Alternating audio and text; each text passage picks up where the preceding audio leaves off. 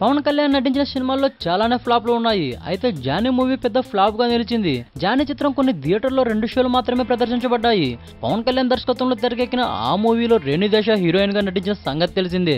పవన్ కళ్యాణ్ స్వయంగా కథ రాసుకొని స్క్రీన్ ప్లే రాసి దర్శకత్వం వహించిన ఆ సినిమా ఎవరు ఊహించిన విధంగా ఫ్లాప్ కావడానికి కారణం ఆ చిత్రాన్ని నిర్మించిన అల్లు అరవింద్ అంటూ ఆ సినిమాలో నటించిన రేణుదేశ చెప్పుకొచ్చింది.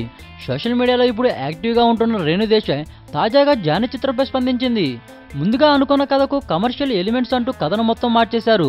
ఆ మార్పులు చేసింది ఎవరనే విషయాన్ని రేణు చెప్పకపోయినా కూడా అల్లు అరవింద్ ఆ మార్పులు చేయించి ఉంటాడని కథలో కమర్షియల్ ఎలిమెంట్స్ కోసం మొత్తం కథను మార్చేశారని ఆమె చెప్పుకొచ్చింది.